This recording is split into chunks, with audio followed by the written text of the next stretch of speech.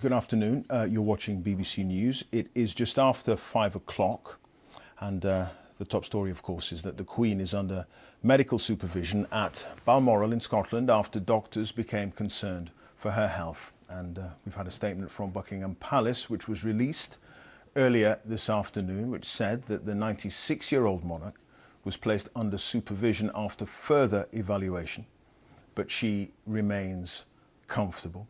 The BBC understands that all 4 of her children are either inside the grounds of the Balmoral estate in Aberdeenshire or are travelling there. That's the plane that landed within the last hour or so with members of her family, arriving on an RAF plane there in Scotland to be by her bedside. We know that Prince Charles has travelled to the estate with the Duchess of Cornwall. In the last hour, that's the plane that landed there. And on board was the Duke of Cambridge, Prince Andrew, the Duke of York, and the Earl and Countess of Wessex.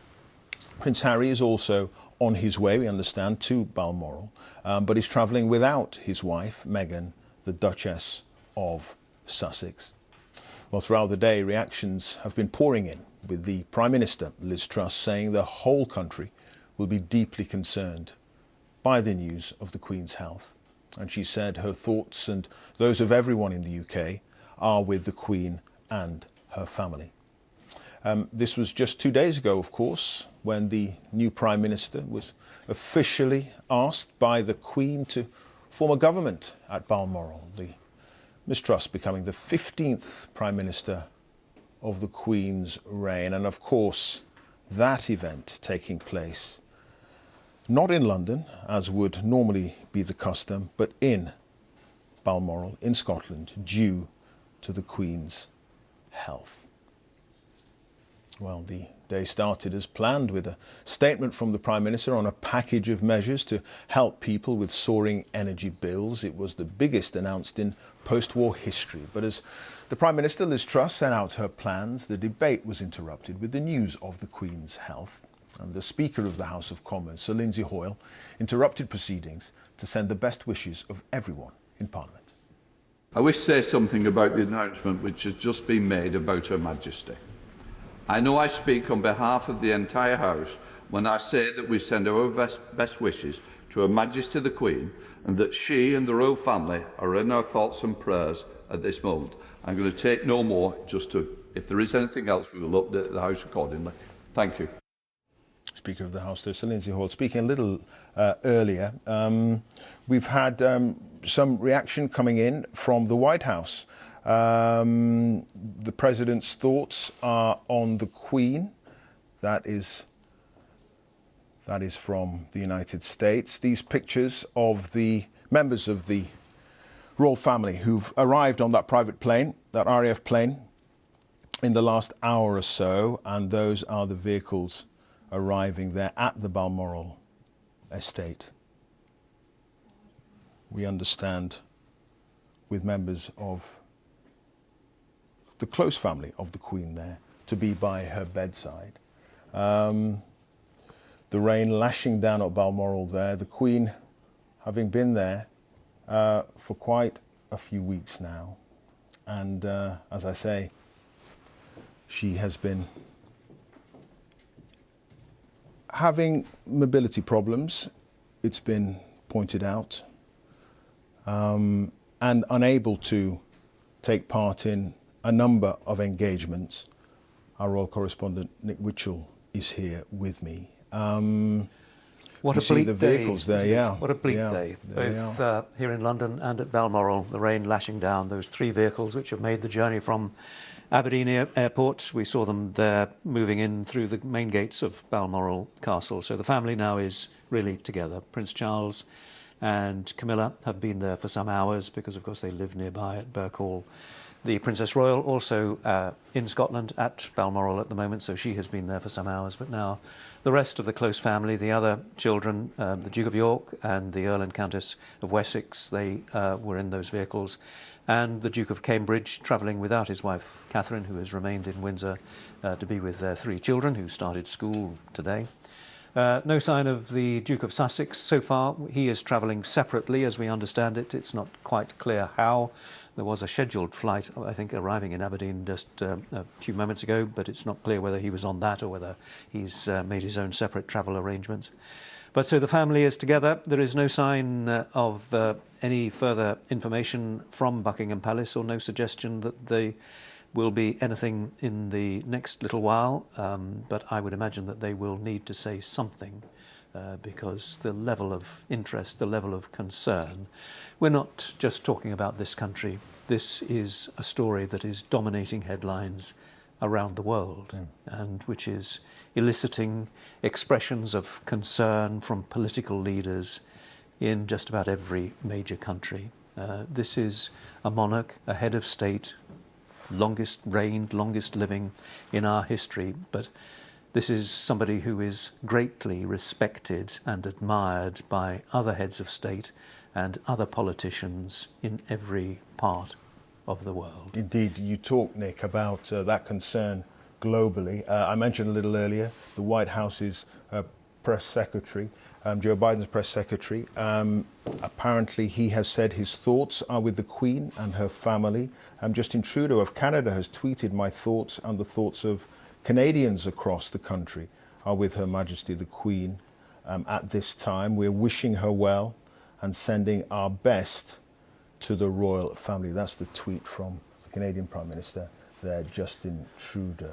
The family are now gathered at Balmoral, a place that is a little bit more secluded and offering a measure of more privacy, perhaps, than Buckingham Palace.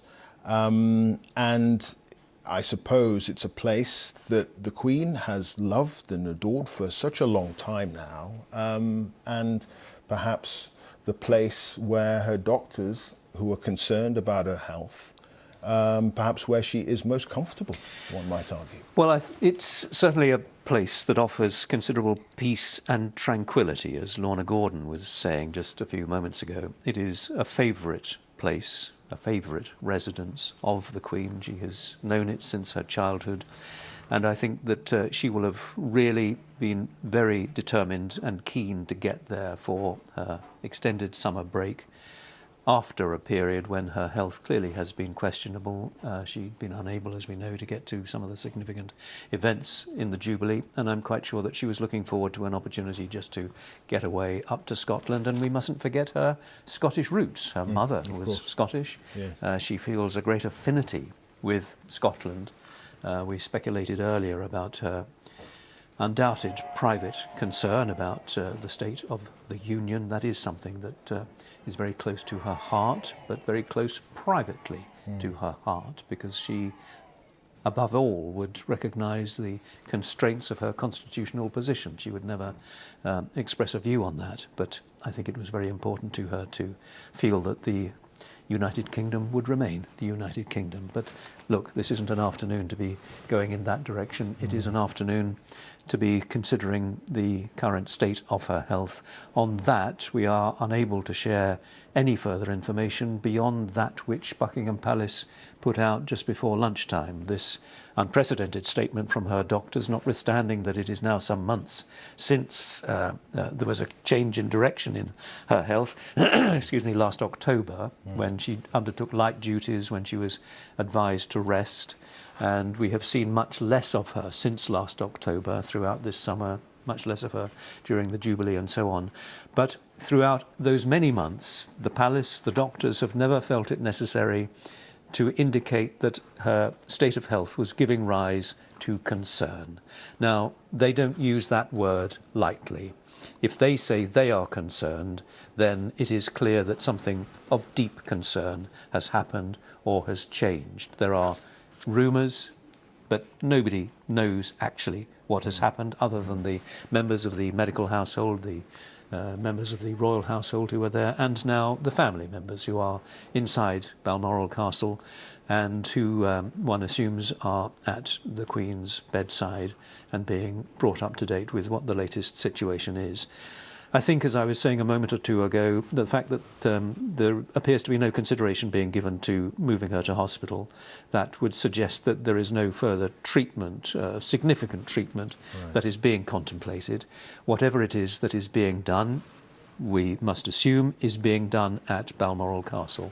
And we can assume, I think, very safely that the medical household will have ensured that all the sort of medical arrangements that might be necessary will have been made, that contingency plans will have been thought through, so that whatever it is, whether it is the episodic mobility issue, which has clearly been troubling her, which prevented her from travelling down to London for the appointment of the new Prime Minister, or whether there is and has been some underlying condition that they have never actually described or shared with us, as must be the suspicion, I think, but we do not know, because quite rightly the Queen's health is regarded as a matter of which is due patient confidentiality, and which is entitled to patient confidentiality, and which is essentially a private matter. Yeah. So that, you know, is the situation. The other members of the family have arrived. We saw them sweeping into Balmoral just a few moments ago,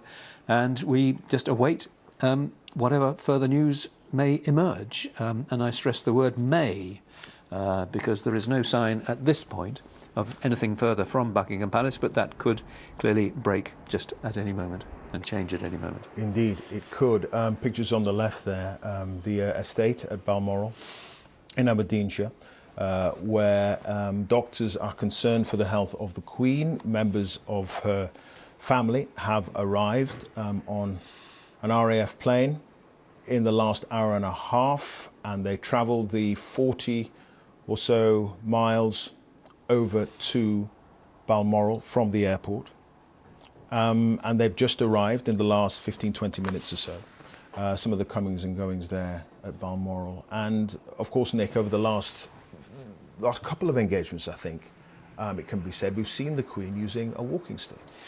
Yeah, well, we first saw that actually last September, I think it was, after she early October, after she returned from Balmoral last year, and it was actually at Westminster Abbey at a service marking the centenary of the Royal British Legion that we saw her using a walking stick for the first time in public. And she was then in Cardiff for the an event at the Welsh Parliament, and it was just after that, those two engagements, when everything seemed to be all right, albeit that she had a stick. It was then on October the 20th that something changed, because that was the day when they cancelled her visit to Northern Ireland at very short notice and put out a statement to say that she had been advised by her doctors to rest. And she was then brought into the King Edward VII Hospital in London for some tests, for a preliminary investigation. We were never told what that was all about. Okay, again, patient confidentiality. You remember the palace tried to bring her into hospital without making a public statement about it. It emerged the following day that she'd been in and kept overnight. And that was the moment at which something changed. It's been suggested that perhaps she had a fall, or we don't know. And fair enough. I mean, that is all private and so on. But since then, there has been a significant weight loss, and we have seen much, much less of her.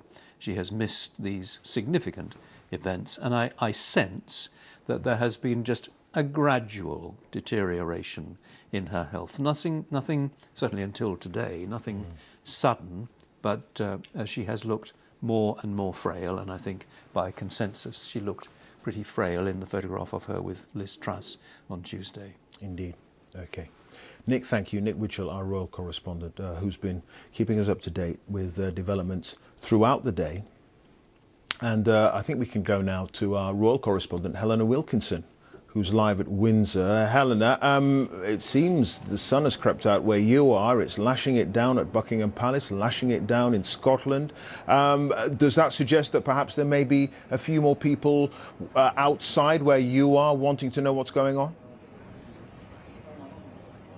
Yeah, it was pouring with rain earlier here, Clive, sorry, but the residents in Windsor, we've spoken to a number of locals on the high street who have been emotional on hearing the news about the Queen's health. Some people have met the Queen.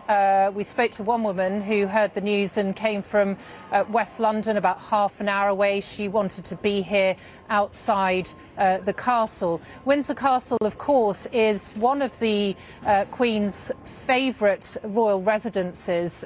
She spent most of the last 2.5 years or so here since the COVID pandemic, the first lockdown. She spent the time here with her late husband, the Duke of Edinburgh. So she holds the castle very dear to her, and it's a place that she very much likes to be.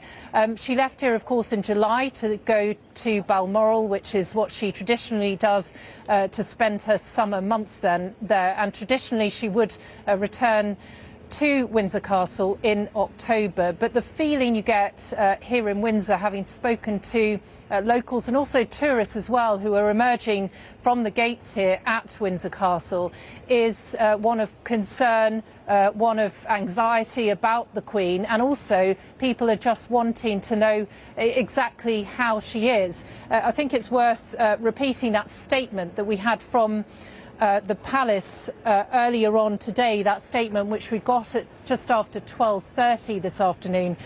That statement said that following further evaluation this morning, the Queen's doctors are concerned for Her Majesty's health and have recommended she remain under medical supervision. The statement went on to say the Queen remains comfortable and at Balmoral. But we know from previous experience that the palace often don't give a running commentary. They don't issue statements about the Queen's health, as Nick was just mentioning, because they very much regard those matters as private matters. So for them to issue that statement, doctors concerned about the Queen's health, she is comfortable, that statement said earlier on today. But if you add to that what we've seen very quickly after that statement, immediate members of the royal family travelling to Balmoral to see the Queen, I think if you add those two together, it just gives you a sense of the concern about how the Queen is. In terms of those who are going to Balmoral, members of the royal family, the Duke of Cambridge is one of them. He and his family recently moved here to Windsor, about a mile away or so from Windsor Castle. Their children, their 3 children, started at a new school in Berkshire, their first full day today, and we saw pictures this morning of the children arriving at their new school. We understand that the Duchess of Cambridge has not travelled with her husband, the Duke of Cambridge. Instead, she is staying here in Windsor, not surprising given that their children have started their first full day, and she will no doubt want to be with them. Yes, there is concern, anxiety, not just tourists but also locals here who regard the Queen very much as a resident, very much as one of their neighbours. Helena, thank you very much. Helena Wilkinson there for us with the latest at Windsor, just reflecting the fact there that a few more people gathering there at Windsor. Now, we mentioned some of the arrivals at Balmoral. Take a look at this image. We've just been sent this image of the Duke of York and we think it's the Earl of Wessex, yes, in the same vehicle speeding towards Balmoral. What do we make of that, Nick? Gosh, well, that's a question, isn't it? I'm not going to respond to that, Hugh, because I think it is impossible to read anything into that photograph. They look sombre. Yes. But they would yes. be sombre, given that we know that there is serious concern about their mother's health. It would be odd if they looked anything other than serious, but there is nothing much else that one could read into that. Duke of York in the front there, the Earl of Wessex, and one must presume that the Countess of Wessex is in the back beside Prince Edward there. What struck me really, Nick, in looking at it and in asking the question really is it's a powerful image. It's an image that conveys solemnity, It conveys, I suppose, a sense of purpose and determination to get to Balmoral as soon as they can. And it speaks volumes as well about a family and children who are concerned about their mother. And that is a very, very important point, that amidst the concern of the nation and of others elsewhere in the world, we shouldn't forget that at the heart of this is a family. That the two people we can see in that photograph there are visiting their 96-year-old mother. To them, she is their mother. She's Queen, yes, but this is a moment of concern and possibly of anguish for the family, for the 4 children, for the grandchildren, the great-grandchildren, and the wider family. And one must assume that that wider family is rather more appraised of the real situation than we are at the moment. But those immediate members of the family, the 4 children and the Duke of Cambridge, are now inside Balmoral Castle, so they will be talking to the doctors and they will be being brought up to date on what is happening. One notable absence we understand right now, it's the Duke of Sussex, who we don't think has arrived yet. No, well, there's certainly been no evidence, but that sort of begs the question as to how he is travelling. Significant, perhaps, that he's not or wasn't travelling with the other members of the family on that aircraft that we saw landing at Aberdeen Airport. Perhaps he was on the scheduled flight, which I think was arriving there not so long ago, or perhaps he's got his own aircraft. Who knows? But again, you know, all those matters really, I think, we put to one side at this point, because above all, he is visiting a beloved grandmother, and there was a good special relationship between the Queen and Harry. He made much of it, didn't he, in those comments that he made some months ago.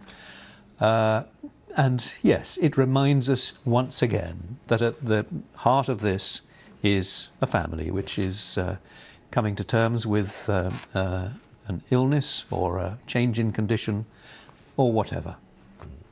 And there'll be families and individuals all around the UK and indeed around the Commonwealth and the world who will be able to understand perfectly the intensity of anxiety and the stress and the worry that comes with this. Well, yes, because as we've been saying this afternoon, millions of people will feel a personal sense of concern that, okay, it's not their family, but that's the whole thing about a monarch. They somehow reflect the feelings within the society at the top of which they sit, that they are a reflection of all of our hopes or desires or sadnesses or anxieties, that we do identify with them. Not everybody, we know that, but we do identify with them, and in particular with somebody who has, as we've been saying, been there in the background to our lives, for most of us, for all of our lives. This person who has always been there, this reassuring, comforting figure, source of unity and stability and continuity and all those big thoughts. But also it's this lady who has been there, this sort of matriarchal figure as she's become in recent years. And I think the majority of people of this nation do identify with her, do feel keenly and sharply for her health, for her well-being, and many millions of people will be greatly concerned at this point. They'll be looking at these images of the entrance to the Balmoral estate, and lots of British people, of course, will be familiar with the name Balmoral and the fact that it is a great Scottish estate that the Queen has been very closely associated with over the years. But of course, beyond Britain, across the Commonwealth and indeed around the world where these images will be transmitted today, it's worth underlining that the Queen has been on the world stage. She's been a prominent figure on the world stage, just in terms of statesmanship, just in terms of her unique position as a constitutional monarch and what she represents. And that is, again, something that we could reflect on today, which is the fact that there will be millions and millions of people around the world who've never been to the United Kingdom, who will be interested and exercised by what's happening to the Queen and the family today. That's right. She is a global figure, as one of our guests earlier said. Now, that expresses itself most particularly through the Commonwealth, this coalition of nations, and the subject which is very close to her heart, and in which she has exercised a real role as head of the Commonwealth. That did give her a sort of diplomatic platform that, given the political constraints as Queen of the United Kingdom, she didn't have. But I think the other thing that we consider is what she has stood for, what she has represented. She has stood for decency and tolerance, and she's been dutiful and steadfast and all those other things. And so many other heads of state, I think, have recognised those qualities in her, and they have admired them, and they have admired the way she has conducted herself over 70 years with putting barely a foot wrong. And I think, you know, at international meetings, many of these foreign heads of state, they come, and the first thing they want to do is meet the Queen, because she's become such a historical figure, a figure, you know, who does represent so much that is decent and right. Different perspective on the image we saw just a few moments ago, Nick, and this is the Duke of Cambridge actually driving the vehicle, where we saw the Duke of York there in the passenger seat and the Earl of Wessex in the back. But that's William driving them. So just gives you another little perspective on the journey from Aberdeen to Balmoral. And one can imagine that was a fairly intense journey, really. So these are really private family moments, aren't there? So one imagines, we can't see for certain, that the four people in that vehicle, I'm assuming that this is the Duke of York that we can see closest to us, as you say, the Duke of Cambridge, and then in the back, the Wessex, the Essexes, the Earl and Countess of Wessex. So no protection officers, no officials, just the four members of the family driving together, reflecting, one must imagine, together on whatever the situation is. And there we see the four of them. Yes, yes. It's a clearer picture there, isn't it? So William, and then Prince Andrew, and then Prince Edward, and then it's the Countess of Wessex there in the other seat in the back, isn't it? Underlining that this is, above all, for them, a family moment.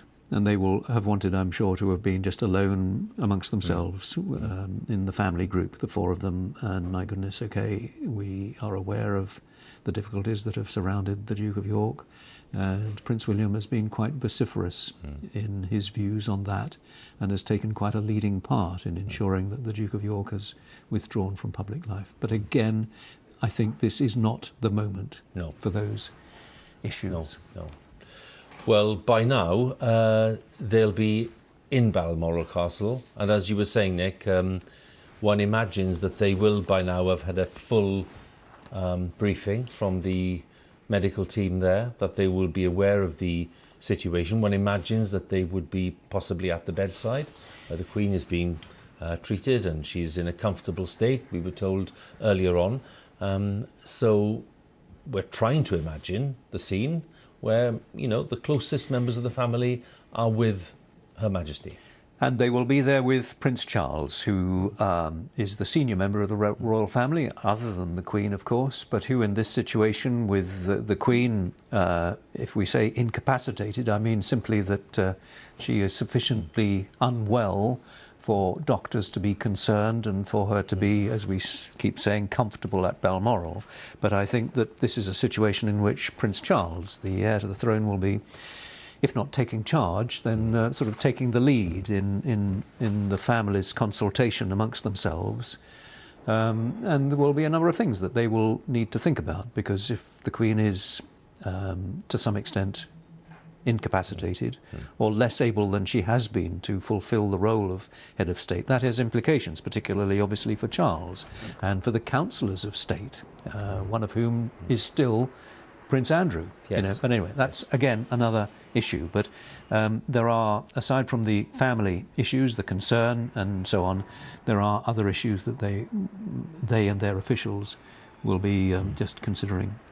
Well, we mentioned there the fact that, of course, the medical team will be briefing the royal family members who've just arrived. So why don't we have a quick word again with our medical editor, Fergus Walsh. And Fergus, there will be people watching. Some of them will know quite a bit about the medical world, others not. Wondering what it means that, for example, the Queen is being kept comfortable and as comfortable as possible at Balmoral. There's no mention of new treatment or further treatment or a different kind of intervention, let's say at Aberdeen Royal Infirmary, which is the closest hospital, and people will read things into that. What guidance would you give? I think it's worth saying, Hugh, that the Queen has her own team of medics. The royal household has its own team, led by the physician to the Queen, Professor Sir Hugh Thomas. That's a role, a physician to the monarch, that stretches back at least to Henry VIII. And he is also head of the medical household. That's a title that was created back in 1973. Now, that statement that we have had, that brief statement, unprecedented, that the Queen's doctors were concerned for Her Majesty's health, but that she was comfortable, is all really that we have to go on, but unprecedented because it's not the sort of statement that we've ever been given before. Because, of course, as you and Nick have been saying, and other commentators and guests have been saying, we have been used to, all of us, been brought up and lived our lives with the Queen as head of state. 15 prime ministers have served under her. The first one, Winston Churchill, born back in 1874. The last to be appointed this week, Liz Truss, born 101 years later. And it is that continuity, and she has been in such robust good health for most of her life. So it is that decline that we have seen last year. Last October, she began using a walking stick in public. We've had these mobility issues. And then, although she did look very engaged in the photos with Liz Truss earlier this week, she did look frail and, as Nick said earlier, did seem to have lost quite a lot of weight.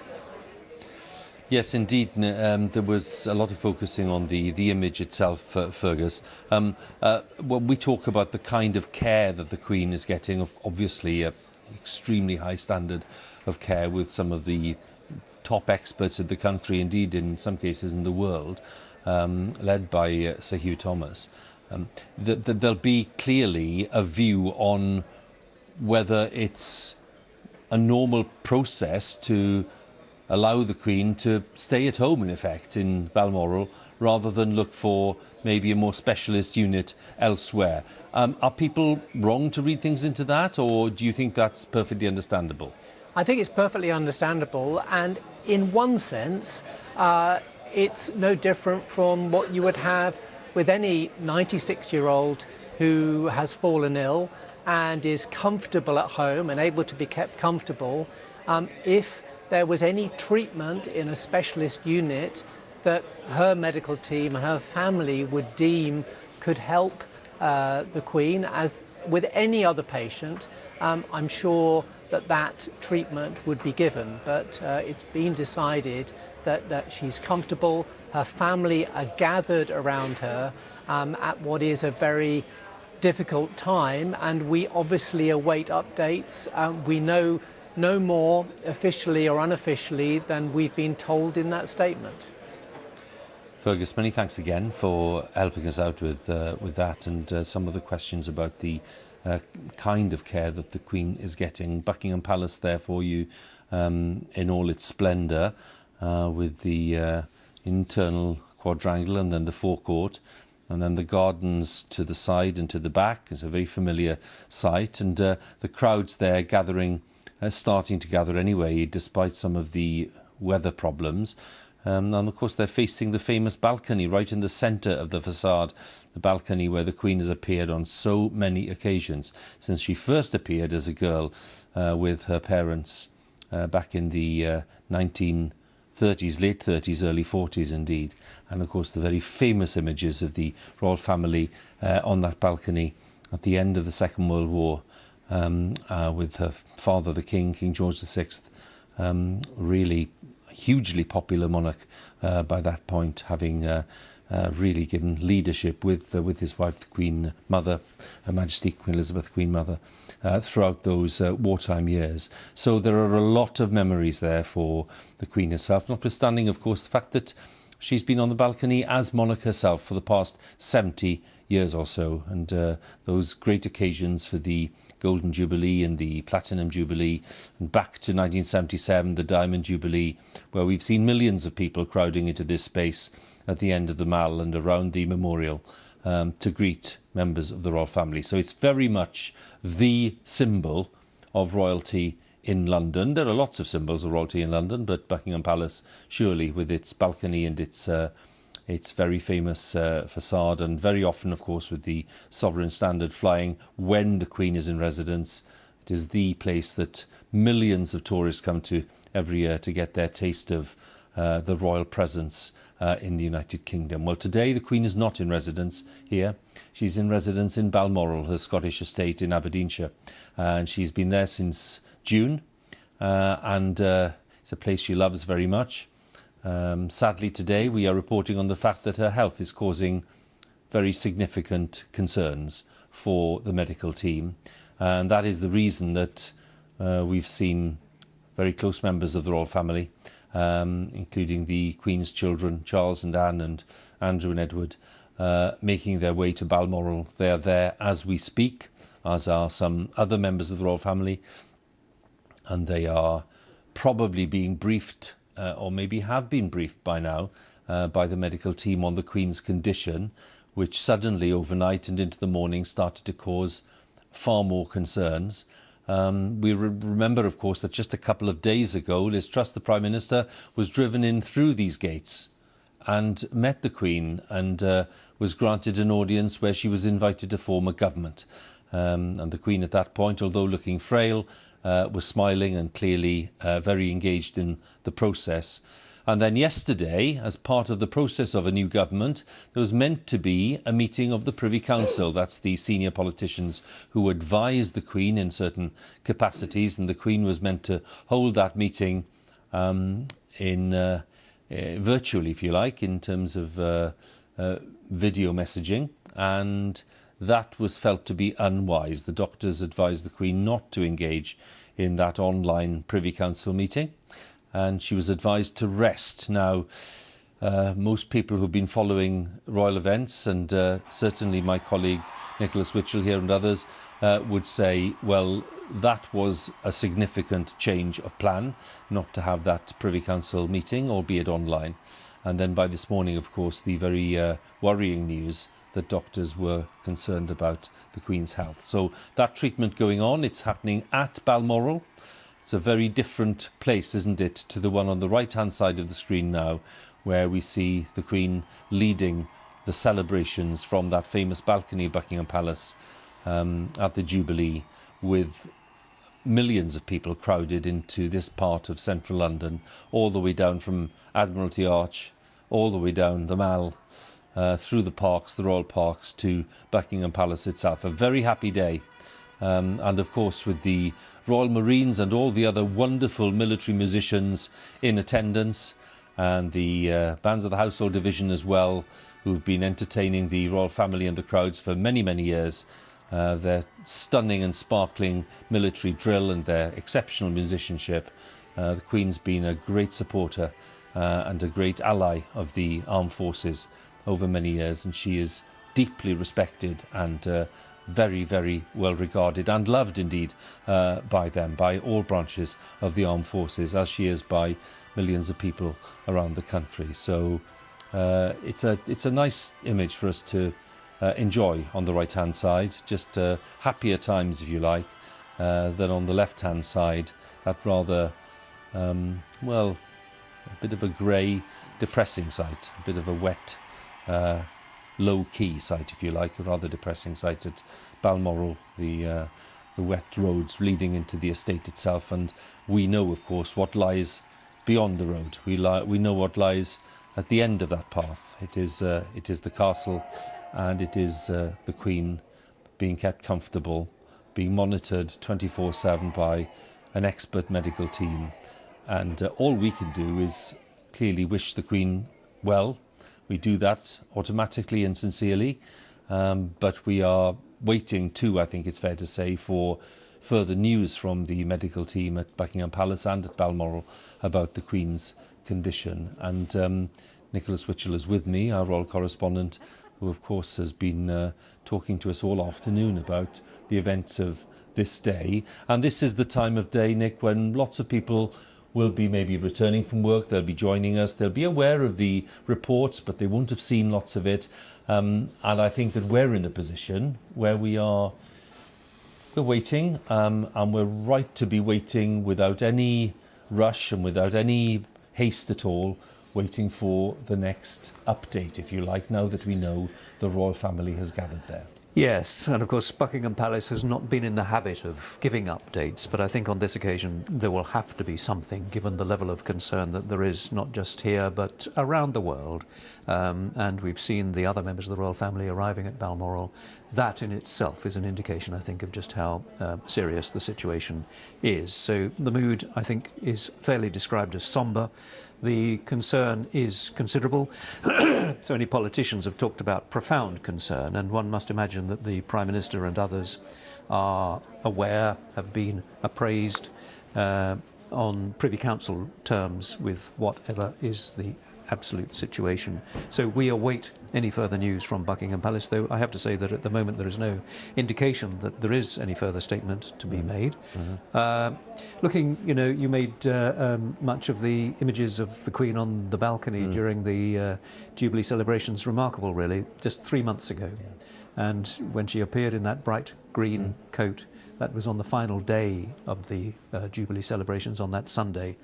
And it had been thought that perhaps she wouldn't make the journey from Windsor, but I think the Prince of Wales encouraged her to do so, and of course she did. And of course the crowds were absolutely delighted to see her. And I think she was terribly touched when they sang the national anthem. And yes, there was, I think, a sense that, something is drawing gradually to a close here. And I think that everybody was very touched on that occasion. That balcony that actually she first appeared on in 1927, when she was 1 year old. She was brought and shown to the crowd by her proud parents, the Duke of York, as he was then, her father and mother. So yes, remarkable really, and that is what monarchy is all about, the continuity, the span of years. The balcony, everything changes, but nothing changes.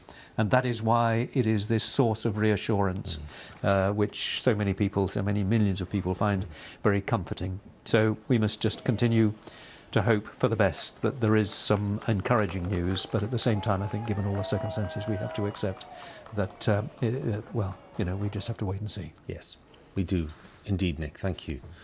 Let's go from Balmoral then to Downing Street. Let's join Chris Mason, our political editor, who's joining us from there. Chris, do you have any update for us on what Downing Street's understanding of events is?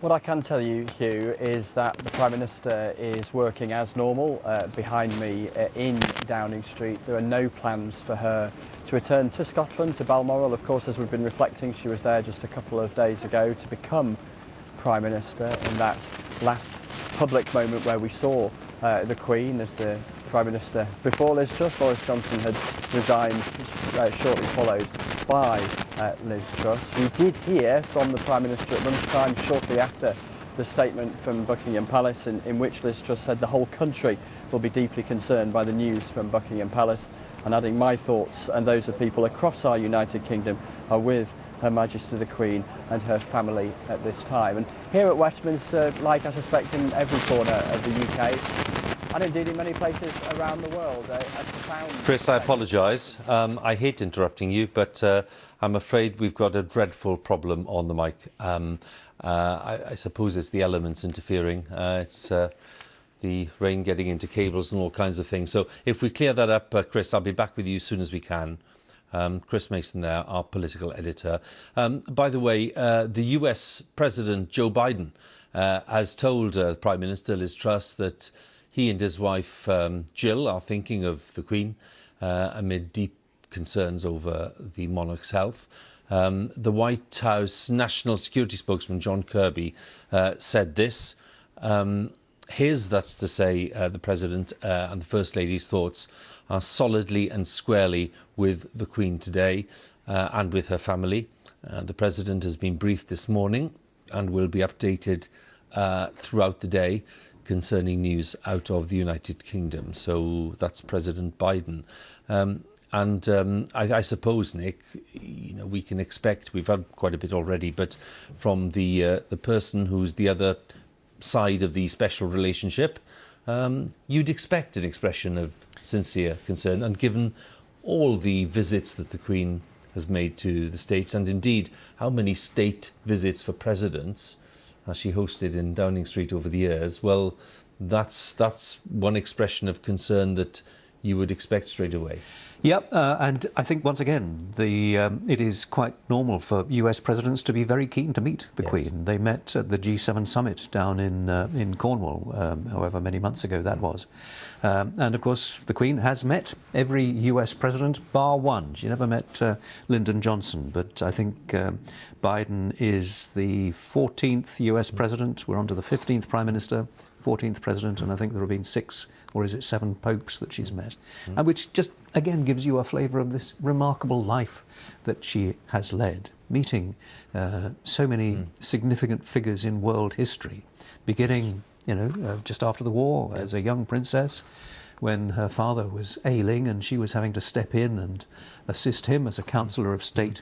So she has met just about anybody who is anybody, and yet she has never shared to the world any of her thoughts or appraisals of any of them. Yeah. She has kept it all within either herself or within her family, and she has understood the fundamentals of the position that she has occupied for these 70 years, that she must be an uncontroversial figure, and she has absolutely understood the principles of a constitutional monarch. She learnt them really from her father, and she has continued in the style of her father, rather understated. And it was for that reason, of course, that she found the Duke of Edinburgh such a useful ally, because there was the difference in personality, difference in approach, and I think she owed so much to him, as we sensed in some of the things that she has said about him since his death. It's interesting, owing, yes, of course, to Philip, but one senses as well that because of the abdication in 36, and then the fact that the course of her life changed, that her father really did take on the role of a very diligent tutor. And as I said earlier, Nick, I read somewhere when one of the royal household commented and said, look, in many ways you have to look at the reign of Elizabeth II as a continuation of the reign of George VI. And when you think about it in those terms, it makes sense. Yes, absolutely. In style, they are so similar.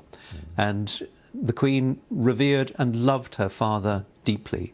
She knew what a struggle it was for George VI to be the monarch during the difficult times of the Second World War. It was a huge strain. He was helped through it, of course, by the Queen Elizabeth, the Queen Mother, but also by his elder and I'm sure younger daughter, but they were a very close unit. And there is no doubt that the Queen learnt an awful lot from her father, rather in the same way as she has attempted to pass what she has learnt, not perhaps so much to Prince Charles, but to Prince William.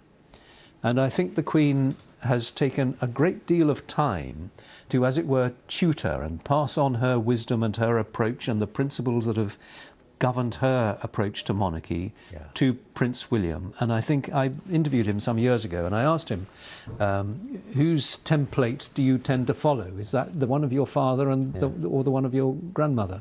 And rather to my surprise, he answered and said, well, I think my grandmother has got it absolutely right. And, in many ways, Prince William once said about being monarch, it's about setting an example, doing one's duty. It's about using your position for the good. It's about serving the country. Now, those, goodness me, those are the principles that encapsulate the approach that Queen Elizabeth has brought to the monarchy, to the British monarchy. Nick, thank you. We're going to just bring in a guest, to the royal biographer and editor-in-chief of Majesty magazine, Ingrid Seward. Ingrid, it's good to have you with us, and we're grateful for your expert perspective on this as well today. As we follow the reports, and clearly we're reflecting on the deep concern that people have at this point, and the family have gathered there in Balmoral. What are your reflections at this stage? Well, I think I feel very much what everybody is feeling. Obviously, this is a very poignant moment, and none of us quite know what's going to happen. But because the entire family, well, the entire nucleus of the family are gathered at Balmoral, and the fact that the Queen hasn't been sent to hospital speaks volumes. They obviously just want to keep her comfortable, have her family around her, and we just have to literally wait for news, whether it be good or bad. There's nothing more we can do. That is the situation, and it's very sad, especially as as you've said many times this afternoon, as we saw the Queen with Liz Truss. To only 48 hours ago, 2 days ago on Tuesday, and she looked so happy and in good spirits. I know she looked frail, but if you have mobility problems, you're going to have muscle loss, and so she's going to look frail. But it was really wonderful to see her, and it sort of gave us all hope. Well, there she'll be carrying on. But whatever has happened between now and then, we don't know. But all we can do is just hope very much for the best. Indeed. I know that everyone watching will be sharing that, Ingrid, certainly. It's been a remarkable year, hasn't it, really? Because we've reported several times on the issues that have surrounded the Queen's health, the fact that she's not been able to undertake some engagements. And yet, when we think back to the Jubilee, which at one point we were very concerned about in terms of the Queen's ability to be present, we had 2 balcony appearances. We had a great sense of fun and celebration around the birthday parade to open events. The year has been one of some extremes, really, hasn't it? And as you say, it is just a matter of 48 hours ago since the Queen was obviously determined to fulfil her constitutional duty and invite Liz Truss to form a government. So it speaks volumes, really, about Her Majesty's commitment to the job.